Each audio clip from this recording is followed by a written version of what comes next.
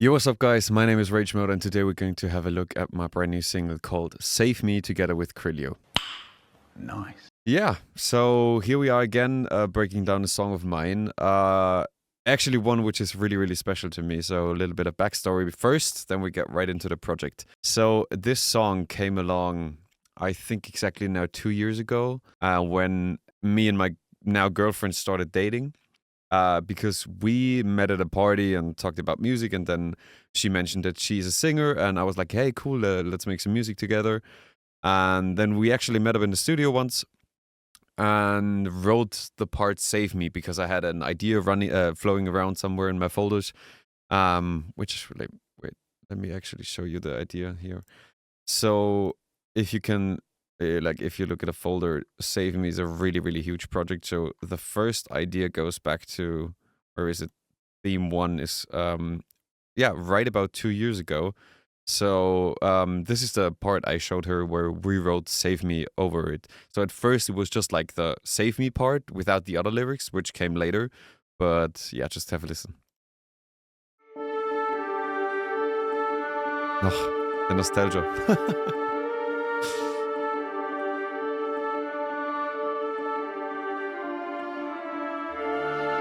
So this was really just the first draft which I had in mind. Like, it stayed like in the same key and everything, but how the drop and everything like evolved around it just came together so many steps later.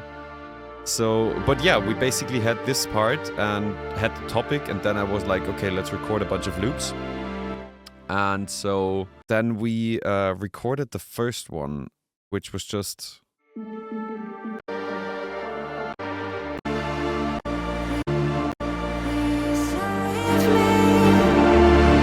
Yeah, there you can hear the vocals.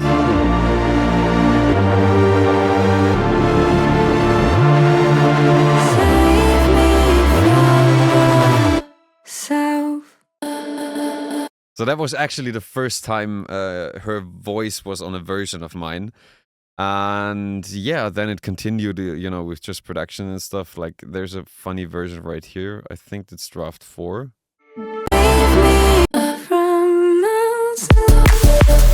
Oh, there it actually was like already 4 on the floor, but before that, I think it was like a drum and bass.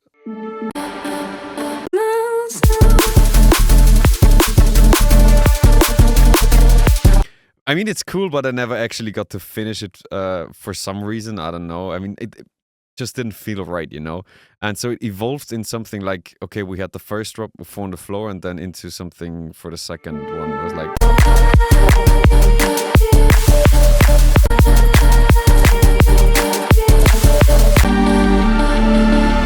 Oh yeah, and in the original version there was another break before the second drop, which I eventually changed afterwards.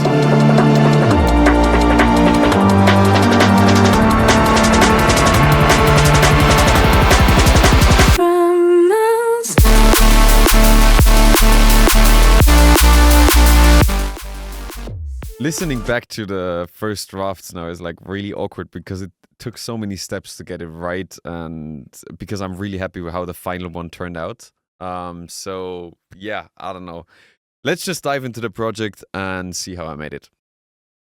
So here we are back yet again in Nuendo. The name is called Orchestra Metal Arrangement ohne Gap because like I sent the project back and forth to Matthews and Camo&Krooked for feedback because it was released on their label, so I wanted to get their opinion on how the track would work or how it's working best, and they suggested to, as I said before, like remove the second gap, like the second verse, so there's no gap in between the first drop and the second one. And also there was a little gap in between here, which in the end I deleted because it just added an extra bar to the songs, but it would throw off DJs so much that they wouldn't play it eventually. So I deleted this one, and yeah, that's basically how this version came together. I would say writing-wise, there was nothing like... You heard the versions before, and that's basically how I structured the song, like from the beginning with the orchestral elements. There were a few changes because I deleted some contact libraries and reinstalled them again, and then they didn't work. So, but basically, it's like, yeah, just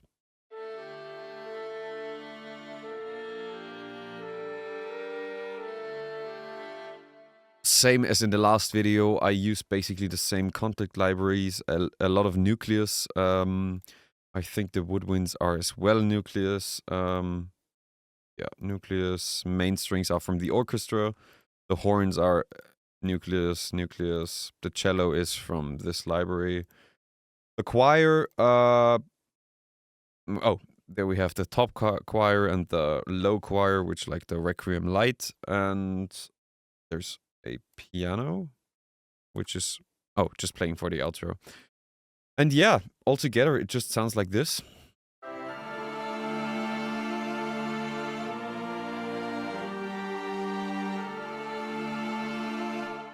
Like nothing really special. The magic happens when I add the second folder, which is a Moog patch, which I made in The Legend, a great VST.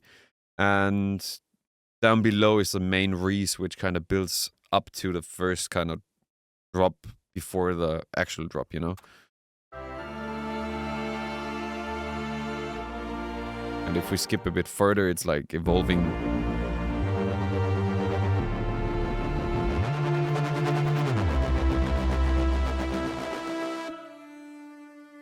Yeah. And that topic basically stayed throughout the whole song.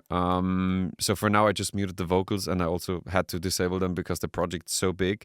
If we just open every folder and just make it smaller, you see how big this project is. With the additional vocal processing, it was just too much for my computer, so... Oh no. This. And I had to mute the vocals and the chain. So for now, I would say we just start up at the top and work our way through, and at the end, just like talk about the vocals, the processing a bit, and yeah, that's basically it. So starting with the drums, it's a bit of a different approach than my last video I made about Resurrection, because the project's so old. My working method of how I sidechain drums and how I make drums has changed like in various ways. So again, we have like a kick which is coming out of Serum. You can basically the same patch. I use it like I use the same starting patch in every track, and then like make it fitting to what I need. You know. The second one here is the triggering. So in my latest, in the project I'm working on right now, I have like a trigger kick and a trigger snare, which is basically just a noise. But before that, I just used the kick signal, which makes nearly no difference, but yeah. So the drums on its own in the first drop sound like this.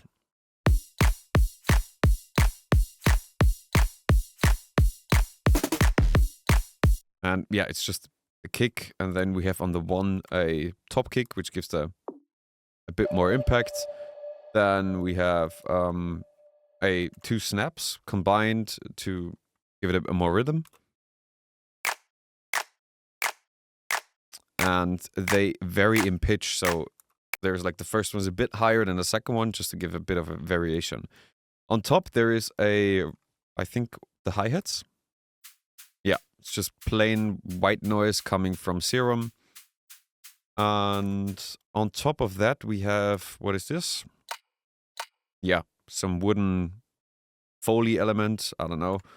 Down here, there are some fill elements. And right at the bottom, we have the ride with a little Foley here. Too.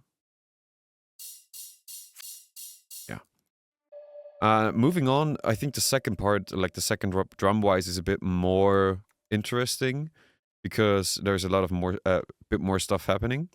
So if we just solo the drums on the second part, the second drop, it sounds like this.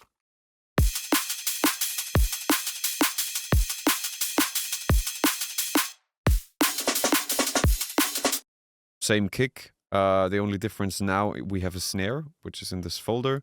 The snare just consists of a bunch of layers. It's like the fundamental again. Sounds like this. And the second one is disabled because I just tried a bunch of variations, which fits best. Then we have the actual drums, I think, from Addictive Drums. Yeah, just a snare from Addictive Drums.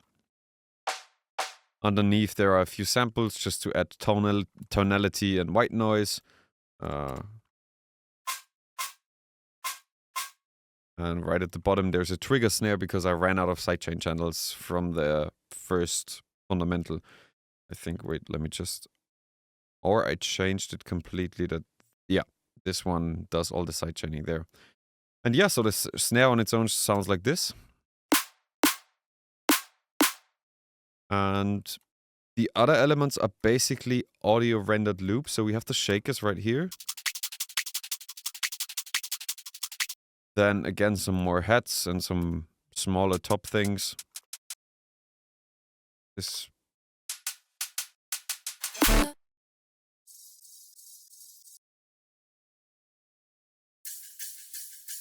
Yeah. And then we have one loop, which kind of is pretty noticeable, which is a chopped up breakbeat, which I just... Which comes in the second half.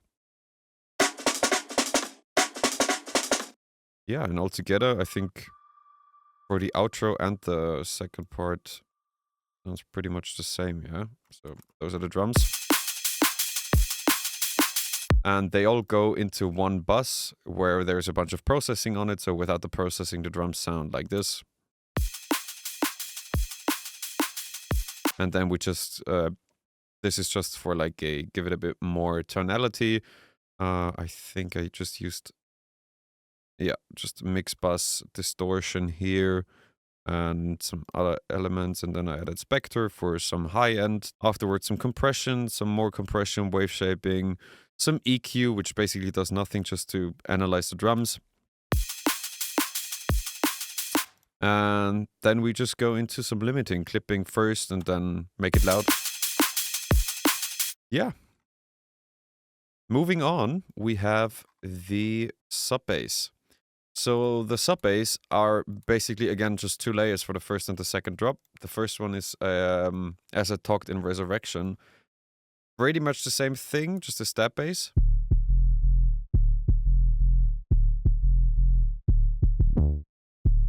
Yeah, nothing special really. And for the second drop, I just used...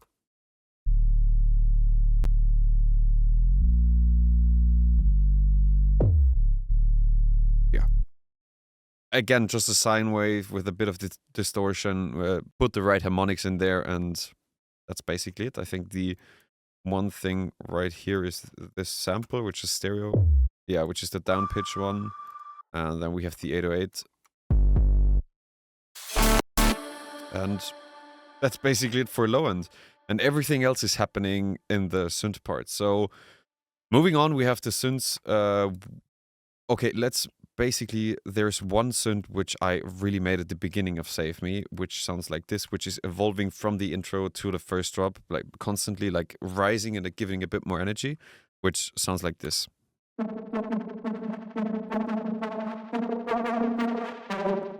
Which is just a saw wave and a sine wave, I think, with a lot of processing. So if we listen to this directly, it sounds like this.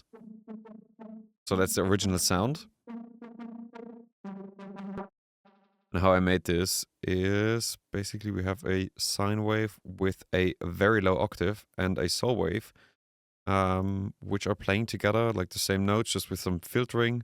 And afterwards, they go into the lead bus with a bunch of this like processing elements on it. And yeah.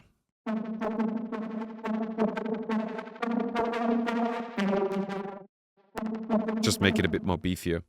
And the things I added on top were the chords from the second part, which are like, they sound like this.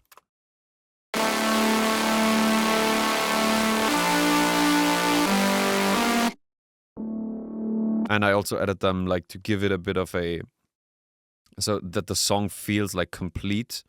I added them also like as a bit of a transition element in the first drop.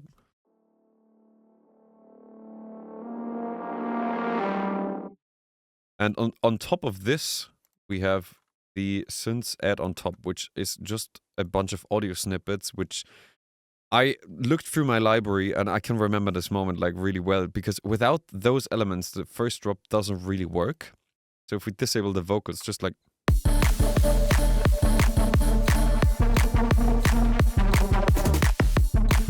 And the top synths are just like there's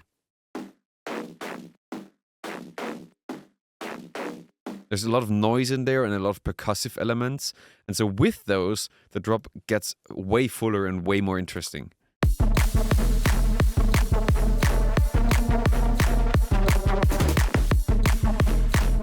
And I added those like later in because at the first versions I didn't have those elements, and then just later in added them to give it a bit more, to make like the first drop not be so underpowered by the second one, because the second one is such a huge wave of sound, so that the first drop still has a bit of, oomph to it. Moving on, I think, yeah, we can play all the synths together once, but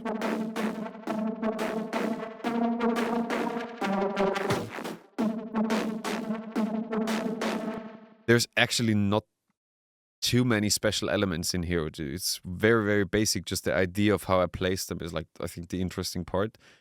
And yeah, then we also already discussed the break, and then we just move on to the Atmos elements, I think. They basically are just bounced audios with a lot of reverb, and the main element is this kind of vocal chop, which goes throughout the whole song, which I actually had before we recorded the first vocals. And then we have some other loops on top there, like little Foley elements, which I rendered out, and also like the main Atmos strings, which I think is a violin stretched out really far, and then like put a shit ton of reverb on it, bounced it again, and then with some other effects. And yeah, I think that's it. What's down there? Oh yeah, to give the second drop a bit more, richness, I bounced out the vocals with Save Me, and like bounced the me, added a lot of reverb, and just used it as a sort of filler element to give the second drop a bit more energy, because like in the first versions I didn't have those kind of elements, so I still was like, how can I give it a bit more oomph, and those kind of things just added the right amount in there. Because if you play the drop without those elements, it's pretty boring.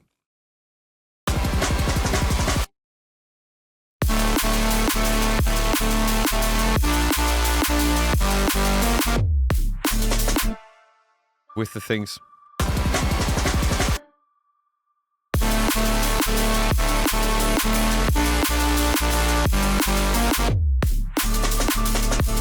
And also I added the break stuff in there, like in the first drop, the first half of the second drop and the second one as well, because I filtered them out quite drastically.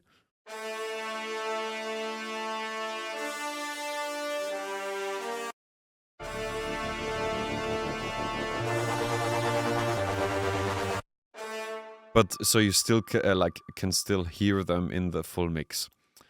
And so what's next? We have, FX, again, just basic white noise risers, some elements which I use a lot in my tracks.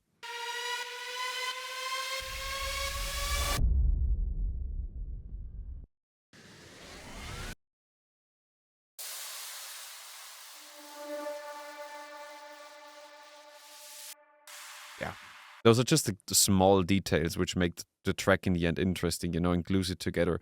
But overall, I think this track was just a challenge, first of all, because it contained like the vocal of my girlfriend now, which I wanted it to be so special that I worked on it and worked on it. So I added stuff and others. Like I always thought it's not like quite finished. But in the end, then I got like the pressure from like friends of mine was like, hey, come on, finish it now. Just send the final version.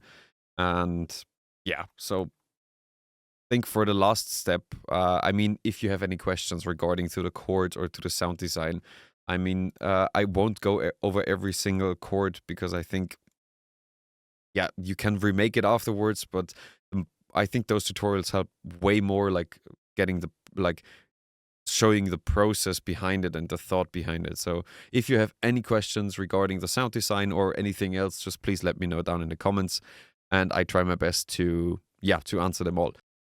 For the last step, I wanted to go over the vocals, which now I quickly have to switch on all the plugins, because if I do that and play the song at the same time, my PC is going to explode. So the vocals on its own, hopefully it's working now. And it's not. Okay. Okay, so my PC couldn't handle it, and I had to disable a bunch of effects from other chains, like I disabled the drum effects and the sidechain effects. So for now, we can just have a listen to the vocals. As I said before, we wrote it in this year, like in summer, I think, and the vocals on its own sound like this. I'm fighting my demons, gasping for air, lost in the winds of doubts and despair. I'm defying darkness. And then like the second verse just gives it a bit more like uplifting, kind of, it's just... When I'm at my lowest point, so help me out. Save me from myself. And then moving on, we have like just a bunch of elements over the drop, and I think they're just like vocal bends which we recorded. Save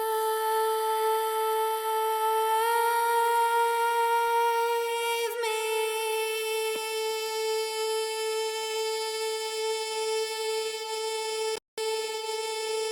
Save me from my... Yeah, and then some more effects. So maybe let's go quickly over the vocal chain, which I have running here. So I have a bunch of effects, which I mute for now. So go over the first part, which is quite beautiful. I'm fighting my demons, gasping for air. So if we disable the vocal chain, I'm fighting my demons. yeah, now we have the clean signal. So I recorded the vocals in my studio. I have a pretty good mic, which is from SE Electronics, I think, which is a tube mic. It's very bright. Like I didn't have to boost anything afterwards. And we're recording it with this small device here, which you can see, which is a lunchbox containing a SSL preamp, a EQ, and a compressor. So I don't overuse it, but I use it like quite some bit to just tame the vocals, For the main chain, the first thing I do is go into a gate. I use the RVox gate because it's pretty dynamic. I can just, it just feels right. I mean, I could use the FabFilter one as well. Works for me. It's just the RVox gate. Then we go into an EQ just to cut out the rumble. Since my girlfriend has a very high voice, I cut out everything under like 160, 170 hertz. Then we use Soothe to just get rid of the resonances on the like body of the vocal, because if I like to get them out earlier in the stage and then compress the vocals and then work on the top end of the vocal. So first we put we get out the resonance of the lower frequencies of the vocals, then compress it just with a Tube Tech and a Magic Death Eye compressor. Just two very good compressors. I'm fighting my demons. There's not too much compression going on, I think. I'm fighting my demons. Yeah, this one's actually just for the very loud parts. Fire ignite. Yeah, so -3, and the Magic Death Eye compressor does the rest. Just compresses this down again for 1 dB. Afterwards, we have some EQing, just getting out some harsh resonances. Like, I don't use EQing on vocals like with really steep Q curves, just because I think you ruin the vocals if you like get very surgical with it. So I try to stay as natural as possible. There were just some areas where I thought it was too much. Afterwards, we had some multiple processing, which is basically de-essing. Since the mic is very bright, I don't have to boost anything on top, and I just try to control the top end of the vocals. Fire ignite. Keep me. So it just reacts to the S's and the T's, I think. I'm fighting my demons, gasping for air. Or it doesn't, because I have a preset like with this kind of chain for the mic, and yeah. The next part is some multiband compressing. Again, no boosting there, just like controlling the vocals. I'm fighting my demons. very subtle because it's like such a bright mic and such a good mic, and I did all the processing before. And yeah, again, some slight de-essing, again, soothe for the high end, Gullfoss just to balance everything out a bit. I'm fighting my demon. And then I placed the vocals in a room because we recorded the vocals right here in the studio, and it's very, very dry. So I have basically no reflections at all, which like I think over 150 hertz, I have half a millisecond of reflection time. So pretty good. But for recording vocals, I like to put them in a bit of room. I'm fighting my demon. It's just like Gasping for air. Lost in the wind. then some EQ again to roll off everything under 80 hertz. And then we go into my vocal bus. And for the bus processing, we have again a multiband compression, which I use to like glue the main vocal and the effects a bit more together. I'm fighting my demon. Right. I'm fighting my demon. Again, it just reacts to the loud parts of the vocals. From collision courses. Then again a Gullfoss, some more compression. From collision courses. Really nothing special. Some more EQing, you know, and then a tape machine from Softtube, which gives it a bit more, you know, harmonics and saturation. Some more saturation, which is like on parallel with 50% on. Soothe, some more soothe. Oh yeah, this is for de-essing. From collision courses. Also like very, like it's down to 50% as well. So I most of the time use de-essers and everything which comes to compression and stuff. Like rather I use like 5 times a bit of it after like one another than just compressing the vocal once with like 10 dB, you know. That's usually how I work. Then some wave shaping, which is basically just From collision courses. some gain and L2, which just makes it loud. From collision courses.